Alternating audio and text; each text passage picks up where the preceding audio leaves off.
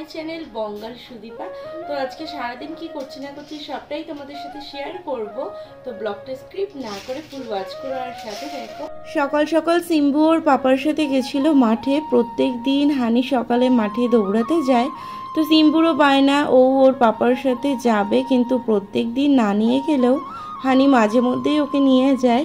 তো আজকেই ওকে নিয়ে গেছিলো, কিন্তু দেখো বাড়িতে আসতে চাইছিল না, তো তাই হানি ধরে বেঁধে ওকে নিয়ে এসছে। আজকে মা ব্রেকফাস্টে বানিয়েছে লুচি, ছোলার ডাল আর তার সাথে ছিল ডিম সিদ্ধ। তো ব্রেকফাস্ট করে এখন প্রায় ওই 11:15 মতো বাজতে যায়। তো এখন আমি সিম্বুর খাবার করছি আর হানি আর বাপি গেছে বাজারে বাজার করতে।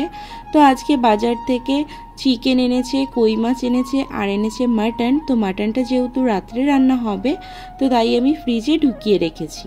তো এই জাস্ট আমি সব কাজ টাজ করে সিম্বুকে স্নান করালাম। এখন যাব ছাদে জামা কাপড় আনতে। আজকে সকালে অনেক জামা কাপড় কেচেছি। তো যেদিন আমরা বাড়ি এসেছি দীঘা থেকে তার পরের দিন থেকেই মেঘলা মেঘলা ওয়েদার, তো তাই ওই অল্প অল্প করে জামা কাপড় কাচ্ছি 2-3 দিন ধরে। তো প্রায় জামা কাপড় কাচা শেষ, কালকের জন্য অল্প কটা রয়েছে, কালকে কাচলেই হয়ে যাবে। তো চলো এখন ছাদে থেকে জামা কাপড়গুলো নিয়ে আসি, তারপরে স্নান করতে যাব। আমি ছাদে চলে এসেছি জামা কাপড় তুলতে, আর এসে দেখছি জামা কাপড়গুলো না সেভাবে শুকাই নিয়ে ওই হালকা হালকা ভেজা আছে।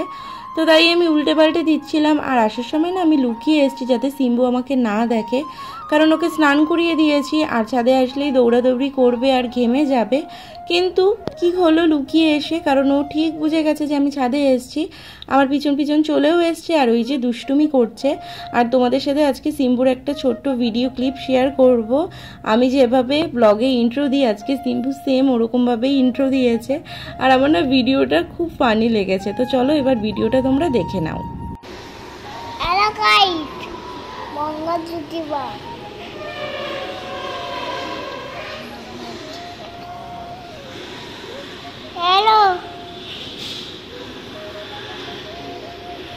এই জাস্ট হানি বাড়িতে আসলো, আর ওই যে সিম্বু এখন ওর পাপার পিছন পিছন ঘুরছে যে কখন আমাকে পাপা কয়েন দেবে।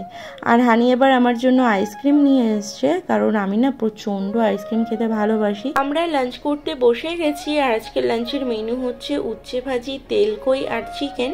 তো চলো ঝটপট লাঞ্চটা করে নিই। 2000 years later. Good evening guys. তো এখন সন্ধে প্রায় ওই 7:30 মতো বাজতে যায়।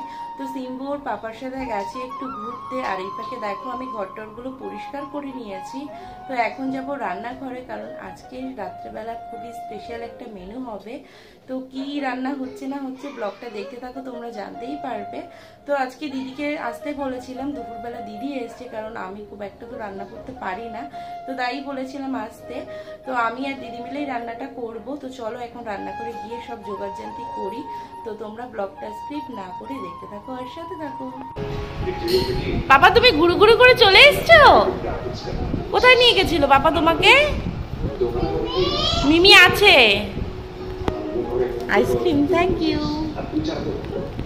মিমি চলে গেছে।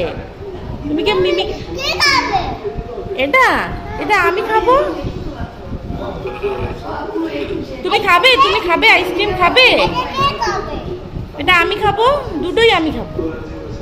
তুমি মিমিকে নিয়ে যাও নি ঘুরু ঘুরু, তাই মিমি বাড়িতে চলে গেছে। মিমি রাগ করেছে তোমার উপর।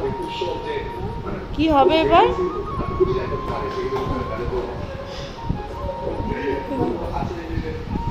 নাও বলেছে, দিদি বলেছে যে তুমি চলে যাও, তুমি যদি যাও আমাকে না নিয়ে সিম্বু, তাহলে আমি বাড়ি চলে যাব। পেয়েছো মিমিকে? পেয়েছো পাপা? এই তো মিমি। মিমি যায়নি। ও তোকে দেবে আইসক্রিম, দাও যাও মিমিকে দাও।